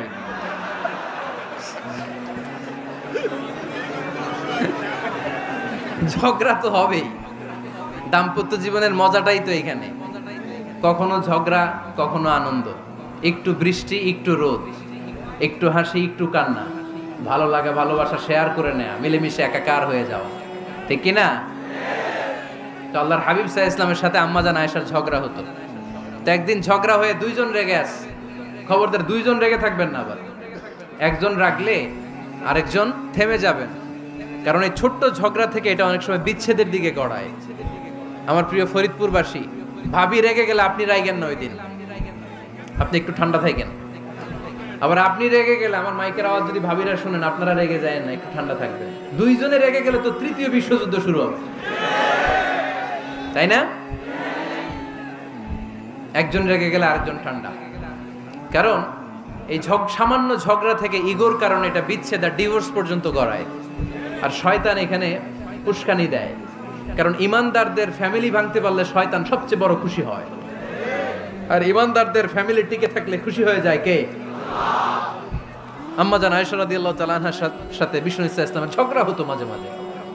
একবার ঝগড়া হলো, বিষ্ণু ইসা ইসলামও রাগ, আম্মাজান আয়েশাও রাগ। তো বিষ্ণুই বললেন, আয়েশা, ঝগড়া করে আর কতক্ষণ থাকবো, আসো মিটমাট করি। আয়েশা রাদিয়াল্লাহু বলেন ঠিক আছে মিটমাট করব। তো বিষ্ণু ইসলাম বলেন মিটমাটের জন্য কারে ডাকবো? ওমরে ডাকি। কয় না, ওমরে না, ওমর গালিজ, ওমর অনেক রাগে, আমার ডর লাগে। কয় তাহলে তোমার আব্বারে ডাকি। কয় ডাকেন। কি খুশি, মেয়েদের মধ্যে অভ্যাসটা আছে না নাই? তাহলে তোমার আব্বারে ডাকি। ডাকেন। ডেকে নিয়ে আসা হলো। আবু বকর রাদিয়াল্লাহু তাআলা আনহু দাঁড়ালেন, আম্মা জান আয়েশা দাঁড়ালেন, বিশ্বনবীও দাঁড়ালেন। বিশ্বনবী বললেন আয়েশা তোমার আব্বা আসছে, এবার ঘটনা খুলে বলার পালা, তুমি বলবা নাকি আমি বলবো? আম্মা জান আয়েশা বললেন আপনি বলেন, তবে ওয়ালা তাকুল ইল্লা হাক্কান, যেটা ঘটছে ওইটাই বললেন, মিথ্যা কথা কইেন না। আবু বকর রাদিয়াল্লাহু তাআলা আনহু রেগে মেগে আগুন। কি এই কথা তুমি কেমন করে বলো? বিশ্বনবীকে মিথ্যা কথা কখনো বলবে? রেগে মেগে দিলেন মেয়ের গালে এক চড়। বানিয়ে বলতেছি না, মুসনাদ আহমদ ইবনে হাম্বলের হাদিস। বাবার হাতের থাপ্পড়কে আম্মা জান আয়েশা উল্টে বললেন। সাইয়েদনা আবু বকর রাগে গড়গড় করছেন, আবার মারার জন্য তেড়ে গেলেন। এবার বাঁচার জন্য আম্মা জান আয়েশা বিশ্বনবীর পিছনে যে আশ্রয় নিলেন, বিশ্বনবী বাঁচানোর জন্য দুই হাত মেলে দাঁড়িয়ে গেলেন। পড়েন সুবহানাল্লাহ। বিশ্বনবী যখন দুই হাত মেলে দাঁড়িয়ে গেলেন, সাইয়েদনা আবু বকর রাদিয়াল্লাহু আনহু থেমে গেলেন। সাইয়েদনা আবু বকর রাদিয়াল্লাহু তাআলা আনহু ঘর থেকে বের হয়ে বারান্দায় দাঁড়ালেন। পড়েন সুবহানাল্লাহ। এবার বিশ্বনবী আম্মা জান আয়েশার কাছে যেয়ে বলেন ইয়া আয়েশা কাইফা রাআইতিনি আনকাসতুকি মিনার রাজুল, দেখছো কেমনে বাঁচাইলাম? আমি না থাকলে ভর্তা বানাই ফেলতো আজকে। আমি বাঁচাইছি তোমারে, আমি আমার লগে ঝগড়া করো তুমি। লজ্জায় পড়ে আম্মা জান আয়েশা খিলখিল করে হেসে দিলেন, বিশ্বনবীও হেসে দিলেন। দুইজনের হাসির মধুর আওয়াজ শুনে সাইয়েদনা আবু বকর বাইরে থেকে অবাক, কিরে এতক্ষণ না ঝড় তুফান, এখন দেখি হাসি। সালাম দিয়ে অনুমতি নিয়ে ভিতরে ঢুকলেন। ঢুকে দেখেন আম্মা জান আয়েশাও হাসে, বিশ্বনবীও হাসে। এ হাসি দেখে আবু বকর রাদিয়াল্লাহু আনহু হেসে দিলেন। আরশের উপর থেকে খুশি হয়ে গেলেন কে? এবার সাইয়েদনা আবু বকর রাদিয়াল্লাহু তাআলা আনহু বললেন ইয়া রাসূলুল্লাহ আশরিকানি ফি সিলমিকুমা কামা আশরাকতুমানি ফি হারবিকুমা। ও নবী, যুদ্ধ লাগলে, দুইজন যুদ্ধ লাগলে মীমাংসার জন্য যেমনি আমারে ডাকেন, এরকম হাসি আর আনন্দের মুহূর্তেও আমারে একটু ডাইকেন। আশরিকানি ফি সিলমিকুমা কামা আশরাকতুমানি ফি হারবিকুমা।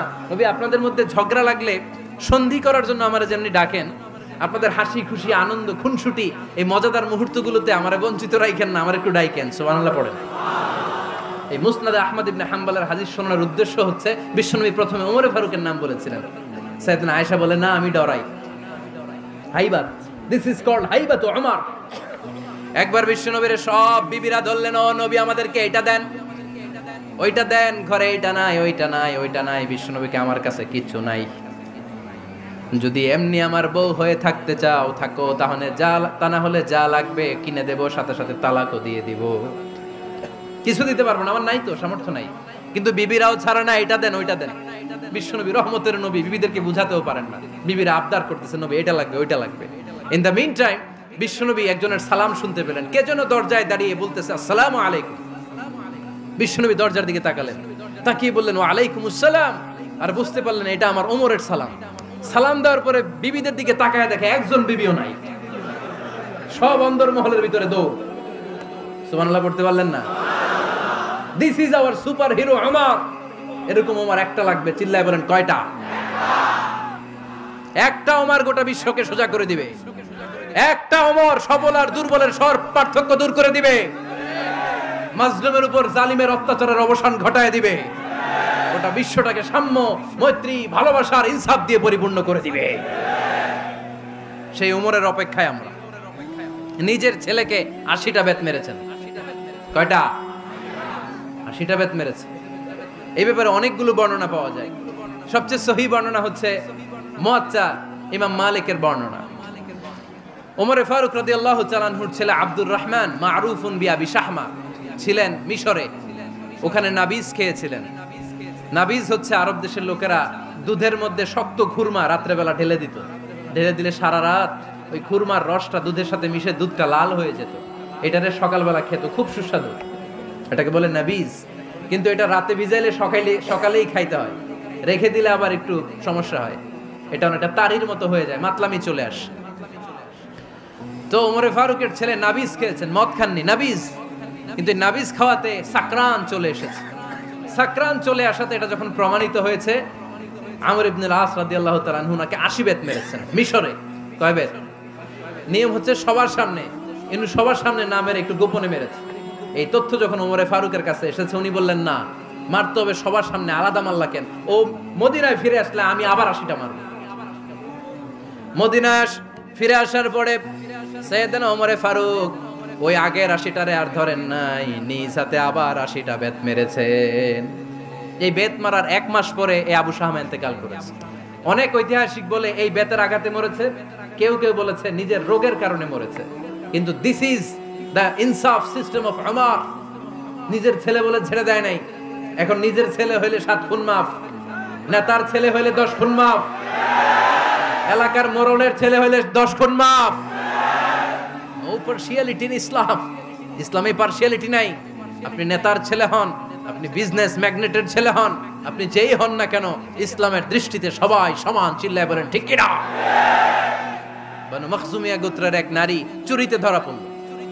সাহাবারা বললেন, নবী, মদিনার সবচেয়ে ভেরি প্রেস্টিজিয়াস এন্ড ডিগনিফাইড ফ্যামিলির মেয়ে, আপনি হাত কাটেন না, কারণ ইসলামের নিয়ম চুরি করলে কি কেটে দাও?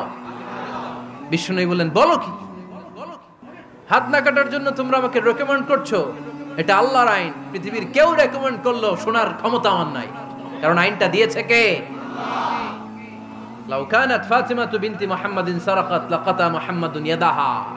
আরে বনু মাকসুমিয়া মেয়ে তো দূরের কথা, আমার কলিজার টুকরা ফাতেমাও যদি আজ চুরিতে ধরা পড়তো, তার হাত কেটে দিতে আমি 1 মিনিটও দেরি করতাম না।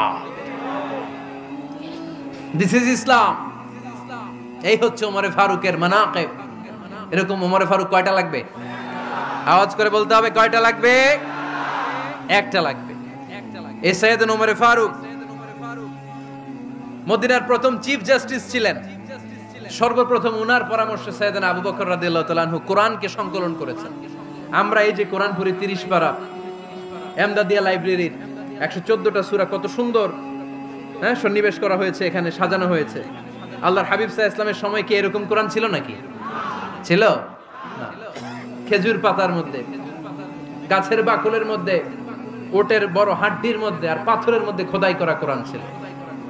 সাইয়েদনা আবু বকরের সময় রাদিয়াল্লাহু তাআলা আনহুর সময় যুদ্ধ হলো, 70 জন হাফেজ সাহাবী ইন্তেকাল করলেন। সাইয়েদনা আবু বকর রাদিয়াল্লাহু তাআলা আনহুকে ডেকে ওমরে ফারুক বললেন, ও আবু বকর, এইভাবে হাফেজে কোরআন সাহাবীরা যদি দুনিয়া থেকে বিদায় হয়ে যায়, আল্লাহর কোরআনও তো বিদায় হয়ে যাবে। আমার পরামর্শ হলো আপনি সব বয়োজ্যেষ্ঠ সাহাবীদেরকে একসাথে করে কোরআনের সব কাগজগুলোকে একসাথে করে একটা নির্ধারিত কপির মধ্যে কোরআনকে সংকলন করে ফেলেন। সাইয়েদনা আবু বকর বললেন, যেটা আমার নবী করে না, এটা আমি কেমনে করি? কিন্তু ওমরে ফারুক নাচরবান্দা বলে না, এটা করলে কোনো খারাপ হবে না, ভালোই হবে। মুসলিম উম্মার জন্য এক জায়গায় কোরআন সন্নিবেশিত থাকবে, আপনি করেন। সাইয়েদনা আবু বকর রাজি হয় না, ওমরে ফারুকও ছাড়ে না। ওমরে ফারুক বলতে বলতে বলতে বলতে এমন ভাবে সাইয়েদনা আবু বকর রাদিয়াল্লাহু তাআলা আনহুকে ধরলেন, সব শেষে সাইয়েদনা আবু বকর ওমরে ফারুকের কথায় কোরআন সংকলনে রাজি হয়ে গেলেন। পড়েন সুবহানাল্লাহ। উনি বললেন, ওমর যখন আমাকে বারবার বুঝাতে লাগলো, আল্লাহ তাআলা আমার হৃদয়টা ওমরের কথা শোনার জন্য খুলে দিলেন। আল্লাহ তাআলা কেমন যেন আমাকে ইলহাম করলেন, আবু বকর করো, এই কাজের মধ্য দিয়ে আমি আমার কোরআনকে গোটা বিশ্বে জীবিত রেখে দেব। This is Omar. এই যে আমরা হিজরি সনের যে আমরা গণনা করি, এই হিজরি সনের প্রবর্তক হচ্ছে সাইয়েদনা ওমরে ফারুক। সুবহানাল্লাহ নাই? আপনাদের মনোযোগ আছে না গেছে? কই ঘুমায় গেলেন মনে হয়? তাকবীর দেন তো একজন আওয়াজ করে।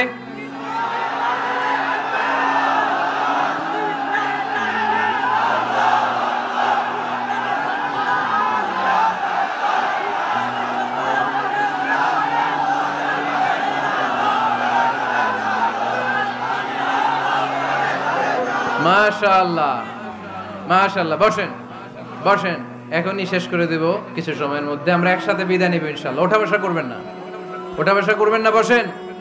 সাইয়েদনা ওমরে ফারুক এই হিজরি সনের গণনা শুরু করেছেন। সাহাবারা বলল, আমিরুল মুমিনিন, খ্রিস্টানদের ঈসাই সন আছে, আমাদের মুসলমানদের কোনো সন নাই। আমাদের একটা সন থাকলে আমাদের জিজিয়া নিতে, আমাদের যাকাতের টাকা উত্তোলন করতে অনেক সুবিধা হবে। ওমর ফারুক বললেন, তাহলে কোন সালকে হিজরি, কোন সালকে মুসলিম সাল হিসেবে আমরা ঘোষণা দিতে পারি? একজন বলল, আমার নবী যেই সালে জন্মগ্রহণ করেছেন ওই সালে। ওমর ফারুক বললেন, না, আমার নবীর জন্ম আমাদের জন্য খুশির দিন, কিন্তু এটা আমাদের জন্য প্রেরণা নয়। প্রেরণা নবীর কাজে, ঠিক কিনা? আরো কিছু সাহাবারা বলল, তাহলে যেই সালে আমার নবী ইন্তেকাল করেছে ওইটারে প্রথম সাল ধরেন। ওমর ফারুক বললেন, না, যেদিন তিনি ইন্তেকাল করেছেন এটা আমাদের দুঃখের দিন, এটা আমাদের প্রেরণা নয়। আমাদের প্রেরণা হচ্ছে বিশ্বনবীর ত্যাগ, তিতিক্ষা আর কাজের মধ্য দিয়ে। জোরে কোন ঠিক কিনা? ওমর ফারুক বললেন, যেদিন বিশ্বনবী ইসলাম রক্ষায় নিজের মাতৃভূমি ছেড়ে মক্কা থেকে মদিনায় গিয়েছেন ওই দিনটাকে হিজরি প্রথম দিন ধরে আমরা হিজরি সাল গণনা করে শুরু করে দেব। ওইটাই হচ্ছে হিজরি সন। সেখান থেকে হিজরি সনের প্রবর্তন করেছেন সাইয়েদনা ওমর ফারুক রাদিয়াল্লাহু তাআলা আনহু। এই যে স্টেট গভর্নমেন্ট, এই যে প্রিজন, জেলখানা, ক্যান্টনমেন্ট, সচিবালয়, গণভবন, বঙ্গভবন, মুক্তিযোদ্ধাদের ভাতা, রাষ্ট্রীয় ভাতা, এই সব নিয়ম কানুন সাইয়েদনা ওমর ফারুক তার রাষ্ট্রীয় আমলে তিনি নিজে করেছেন। চিল্লায় পড়েন আল্লাহু আকবার। মুসলমানদের আলাদা কারেন্সি, নিজস্ব মুদ্রা ব্যবস্থা নিজে চালু করেছেন। সৈনিকদের মধ্যে যারা বিবাহিত প্রতি 6 মাস অন্তর অন্তর 1 মাসের ছুটি কাটাতে তারা ফিরে আসবে, সাইয়েদনা ওমর ফারুক চালু করেছেন। চিল্লায় আওয়াজ করে পড়েন আল্লাহু আকবার। এই যে আমরা 20 রাকাত সালাতুত তারাবি পড়ি রমাদানে, পড়েন না আপনারা? এটা সাইয়েদনা ওমর ফারুক চালু করেছে। সুবহানাল্লাহ পড়তে পারলেন না? কোরআনে মোট 22টা আয়াত আছে যেখানে সাহাবারা ইনডিসিশনে ভুগছিলেন। বিশ্বনবীর মত একটা, ওমর ফারুকের মত আর একটা। এই 22 জায়গায় আল্লাহ তাআলা বিশ্বনবীর মতের পক্ষে আয়াত নাজিল না করে ওমর ফারুকের মতের পক্ষে কোরআনের আয়াত নাজিল করেছেন। আওয়াজ করে পড়েন আল্লাহু আকবার। এদিকে উঠলেন কেন আপনারা?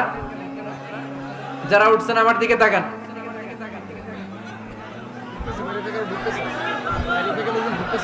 কিছু ভিতরে ঢুকতেছে, কিছু বাইরে দিছে না?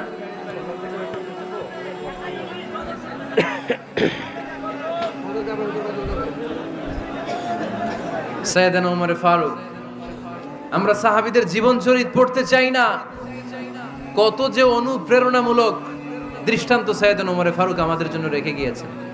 ওমর ফারুক যখন খলিফা, দিনের বেলায় যদি রাষ্ট্রে কোনো নিয়ম জারি করতেন, দিনের বেলায় জনগণকে কোনো বিষয়ে যদি নিষেধ করতেন, রাত্রে বেলায় খাওয়ার সময় ফ্যামিলি মেম্বারদের সবাইকে বলতেন, এই দিনের বেলা আমি জনগণকে এই কাজ করতে নিষেধ করেছি, তোমরা আমার ফ্যামিলি মেম্বার, খবরদার তোমরা এই কাজ করো না। জনগণ করলে যতটুকু শাস্তি, তোরা করলে পাবি ডবল শাস্তি।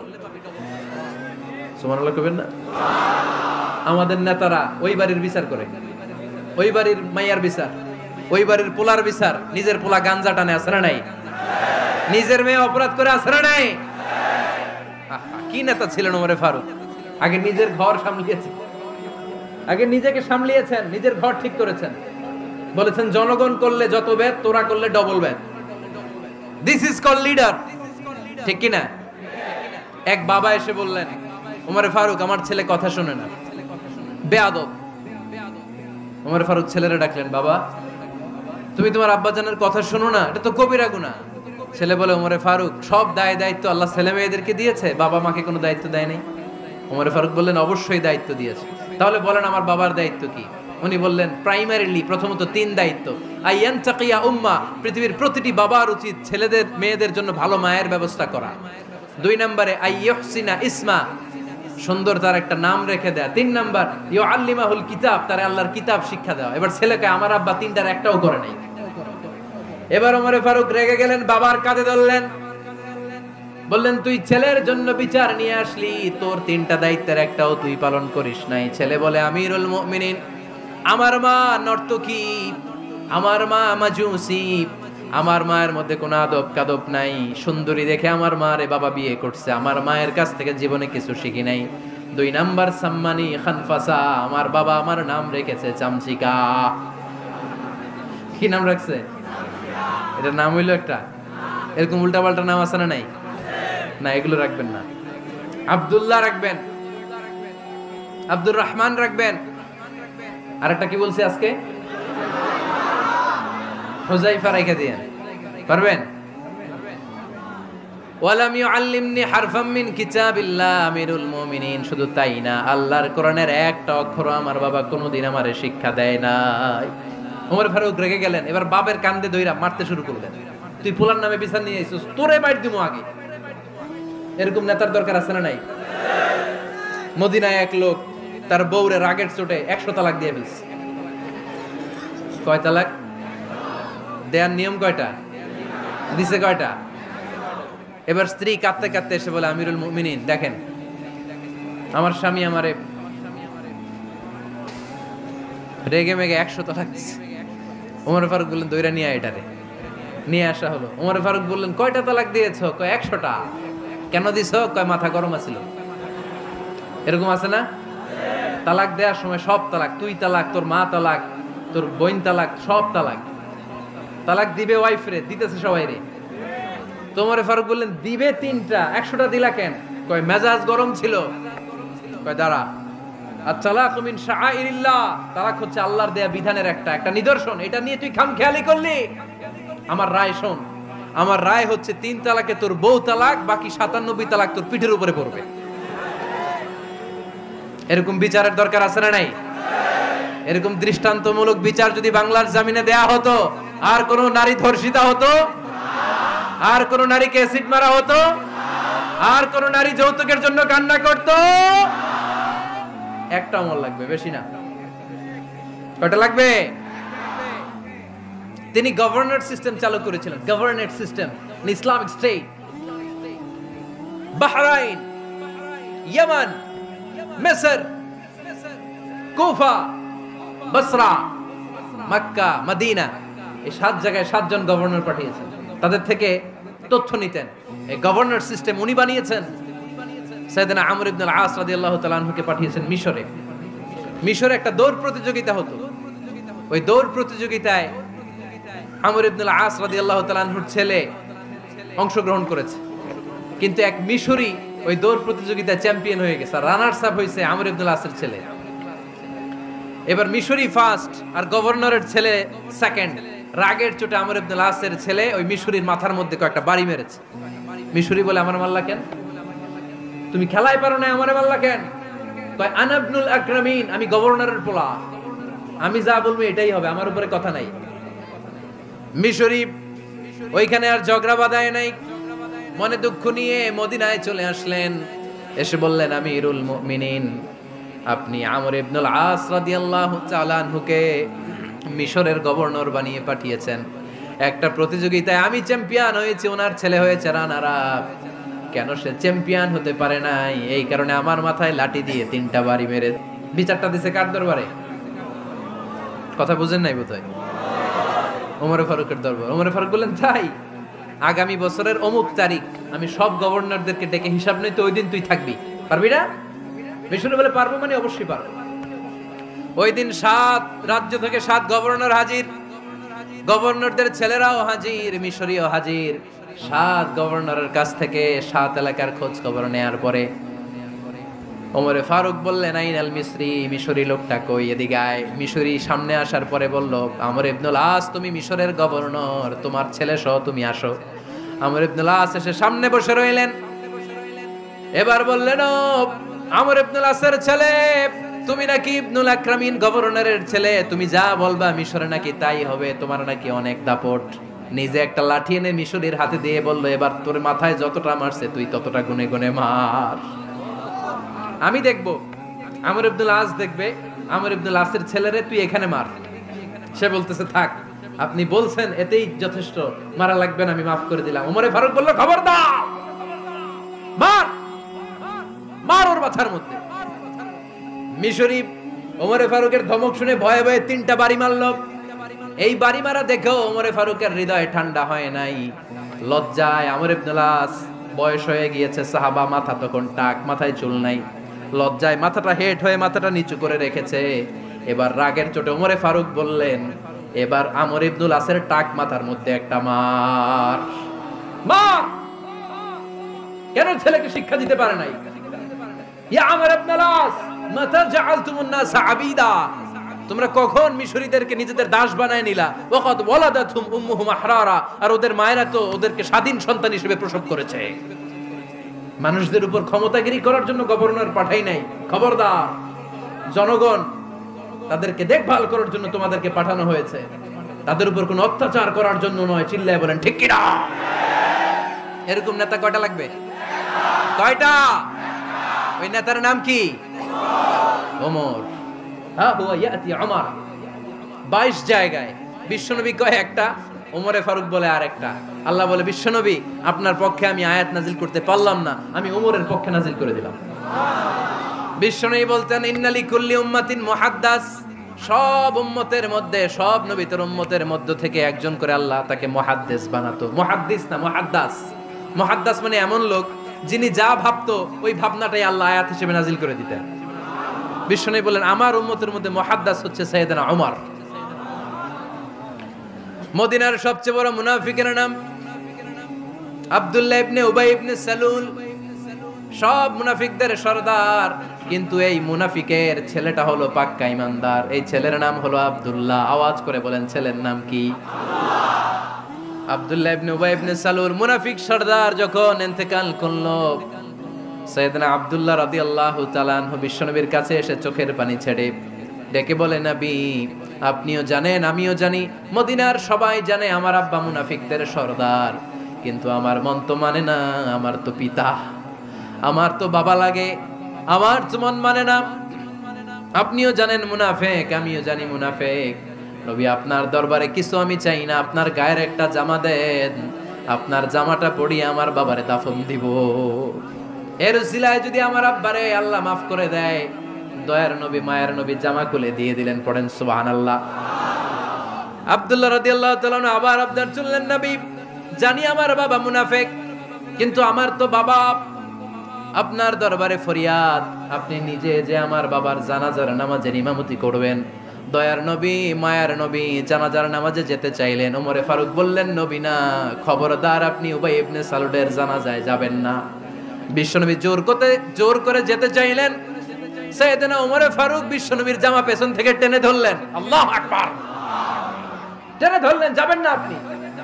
ওমরে ফারুকের হাত থেকে হ্যাচকা টান মেরে জুব্বা টান দিয়ে বিশ্বনবী জানাজায় চলে গেলেন। রব্বুল আলামিন আয়াত নাজিল করলেন, ইস্তাগফির লাহুম আও লা তাস্তাগফির লাহুম ওয়া ইন তাস্তাগফির লাহুম ৭০ মাররাতান ফালান ইয়াগফিরাল্লাহু লাহুম। নবী গো, একবার নয়, দুইবার নয়, ৭০ বারও যদি এই মুনাফিকের জন্য আপনি ক্ষমা চান, তার জন্য ক্ষমা নাই, তার জন্য আছে জাহান্নাম। ওয়ালা তাকুম, আপনি যাবেন না আলা কবরি, কখনো তাদের জানাজায় যাবেন না। এই যে একটা ভুল করে ফেলছেন, এটা এইবারই শেষ, এরপরে আর যাবেন না। সাইয়েদনা ওমর ফারুকের পক্ষে আল্লাহ তাআলা কোরআনের আয়াত নাযিল করে দিলেন। চিল্লায় পড়েন আল্লাহু আকবার।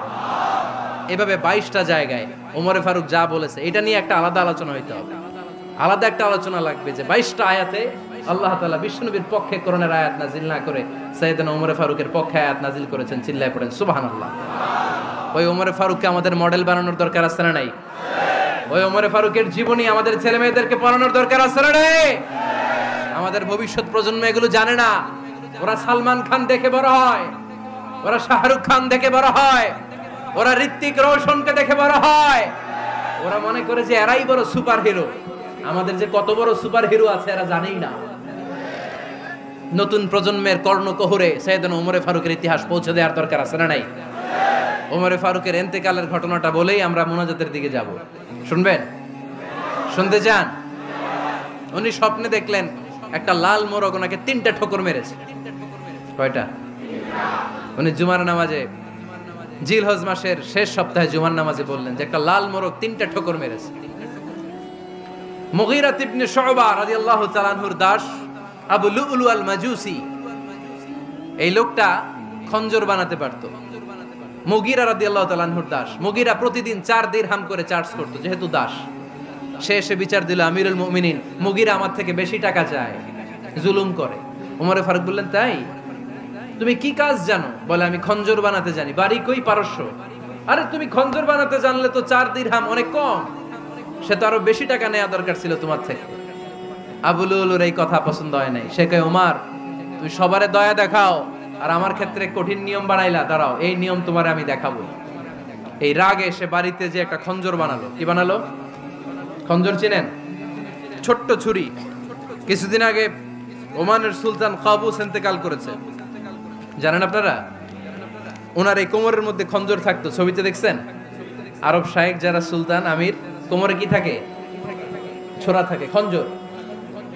সে বাসায় যে একটা খঞ্জর বানালো, যেই খঞ্জরের দুই মাথা, লাহু রাসান ওয়া মাকবাদাতুহু ফি ওয়াসাতি, আর ধরার হ্যান্ডেলটা মাঝখানে, এদিকেও ছুরি এদিকেও ছুরি, যাতে এইভাবে মারা যায়। সে ধার দিতে লাগলো আর বলল, ওমর দাঁড়াও, তোমারে আমি দেখাবো। ওমরে ফারুক মসজিদে নববীর ইমাম, ফজরের নামাজের সময় এ আবু লুলু আল মাজুসি বুরনুস পরে, চাদর পরে, লুকিয়ে লুকিয়ে, সে অগ্নি উপাসক, মুমিন নয়, ওমরে ফারুককে অ্যাটাক করার জন্য গেলেন মসজিদে নববীতে। ওয়াকানু ইউসাল্লুনা বিগালাস, তখন ওনারা অন্ধকারে নামাজ পড়তো। নামাজের সময় যখন হলো, লুকিয়ে লুকিয়ে প্রথম কাতারে ওমরে ফারুকের পিছনে মুয়াজ্জিনের পাশেই দাঁড়ালেন, হাতে খঞ্জর। একামত হলো, ওমরে ফারুক সালাত শুরু করলেন, ফজরের সালাত, আল্লাহু আকবার। নামাজ শুরু করলেন, সূরা ফাতিহা বললেন। আরেকটা সূরা যখন পড়তে যাবেন, in the mean time Abu লুলু এই খঞ্জর নিয়ে ওমরে ফারুকের বুকের মধ্যে 3টা স্টেবিং করলেন। একটা মারলেন নাভির নিচে, মারার সাথে সাথে পাকস্থলী কেটে গেল। আরেকটা মারলেন পাজরে, পাজর ছিঁড়ে গেল। 3টা মারার পরে ওমরে ফারুক বললেন, কাতালানি আল কাল, এক কুকুর আমাকে মেরে ফেলেছে। পেছন থেকে এক সাহাবীকে টান মেরে সামনের দিকে নিয়ে গেলেন, তুমি নামাজের ইমামতি করাও। আর ওমরে ফারুককে বাকিরা ধরাধরি করে পেছনে নিতে আরম্ভ করলেন। আর এই আত্মাই আক্রমণ যে করেছে, সে কাতারের মাঝখান দিয়ে যেতে আরম্ভ করলো, আর দুই দিকে ছুরি মারতে আরম্ভ করলো। 13 জন সাহাবীর গায়ে ছুরি মেরেছে, 7 জন সাহাবা স্পট ডেথ, জায়গায় মৃত্যু। এই ভয়ঙ্কর অবস্থা দেখে এক সাহাবী বুরনুস, এক ধরনের জুব্বা আছে মাথাওয়ালা, অনেকে জ্যাকেট পরছেন না এরকম মাথাওয়ালা, লম্বা জুব্বা আছে, আরবরা শীতে পরে মাথাওয়ালা, এই মাথাওয়ালা জুব্বা বের করে এক সাহাবী জালের মতো তার দিকে উড়ায় মারলো। ওই বুরনুসের মধ্যে পেঁচিয়ে আবু লুলু মাটিতে পড়ে গেল আর সুইসাইড করে ফেললো, নিজের বুকে নিজে মেরে আত্মহত্যা। যেই সাহাবীকে ইমামতির জন্য দাঁড় করালেন, উনি ছোট্ট সূরা দিয়ে, প্রথম রাকাতে সূরা আল কাউসার, দ্বিতীয় রাকাতে সূরাতুল ইখলাস দিয়ে নামাজ শেষ। ওমরে ফারুক বেহুশ। ওমরে ফারুক কি? হ্যাঁ, বেহুশ। সবাই কান্নাকাটি করতেছে, সবাই দেখতে গেলেন, এখন হুঁশ ফিরে না। মুখের মধ্যে, মুখ খুলে রাষ্ট্রের চিকিৎসক মুখের মধ্যে দুধ দিলেন, ওই নাভি দিয়ে দুধ বের হয়ে যায়, পাকস্থলী কেটে ওখান দিয়ে দুধ বের হয়ে যাচ্ছে। তারা বললো, ওনারে বাঁচানো সম্ভব না, দেখেন হুঁশ ফিরে কিনা। হুঁশ ফিরলে ওনার পরে কে আমির হবে, উনি যেন প্যানেল ঠিক করে দিয়ে যায়। সবাই তাকিয়েছে ওমরে ফারুকের চোখের দিকে। আল্লাহর মেহেরবানিতে ঘন্টা খানিক পরে উনি চোখ খুললেন। চোখ খোলার পরেই বলেন নাই, ও মা আমি মরে যাই। চোখ খোলার পরে উনি বলেন নাই, কে মারলো আমারে। চোখ খোলার পরে উনি বলেন নাই, আমার পরে নেতা কে হবে। চোখ খোলার পরে সর্বপ্রথম কথাটি ছিল, আসল্লান নাস, আমার নেতৃত্বে যে ফজরের নামাজটা শুরু হয়েছিল, এটাকে ঠিকমতো তোরা পড়েছিলি? আমার নেতৃত্বে যে ফজরের জামাত শুরু হয়েছিল, সেটা ঠিকঠাক মতো সমাপ্ত হয়েছিল কিনা আগে বল। আসল্লান নাস, নামাজটা হয়েছে কিনা বল। সুবহানাল্লাহ কইতে পারলেন না? This is Omar, hour super hero. নেতা অনেকগুলো লাগে না, এরকম নেতা একটাই যথেষ্ট, যে গোটা বিশ্বকে কাঁপায় দিতে পারে। চিল্লায় বলো ঠিক কিনা? আমরা চাই আমাদের ছেলেগুলো ওমরে ফারুকের মতো বড় হোক। আমরা চাই আমাদের ছেলে মেয়েগুলো খাব্বাব, খুবাইব, সাইয়েদনা আলী, উসমান, আবু বকর রাদিয়াল্লাহু তাআলা আনহুর অনুসরণে বড় হোক, ঠিক কিনা? আমরা একটা ওমর চাই, যিনি আমাদেরকে সালাতের শিক্ষা দিয়ে গিয়েছেন, ইন্তেকালের আগে বলেছেন সাল্লান নাস। এজন্য আমরা যেন নামাজ কখনো নষ্ট না করি। আল্লাহর জমিনে দিন বাস্তবায়ন আসাদ্দুহুম ফি আমরিল্লাহি ওমর রাদিয়াল্লাহু তাআলা আনহুর মতো এত কঠোর কেউ ছিলেন না। তাই দিন বাস্তবায়নে আমরা যেন কাউরে ছাড় না দেই। সবার আগে আল্লাহর দিন, সবার আগে আল্লাহর কোরআন, সবার আগে আমার ইসলাম, ঠিক কিনা? চাইলেই কেউ এদেশ থেকে ইসলামরে মিটাই দিতে পারবে না। যে দেশে আল্লাহু আকবার ধ্বনির সাথে সাথে সূর্য উঠে যায়, আল্লাহু আকবার ধ্বনির সাথে সাথে সূর্য ডুবে যায়, সে দেশে আর কিছু থাকবে না থাক, আমার ইসলাম থাকবেই। আর কিছু থাকবে না থাক, আমার কোরআন থাকবেই। সে ইসলামের সাথে থাকতে রাজি আছেন তো? কোরআনের সাথে থাকতে রাজি আছেন তো?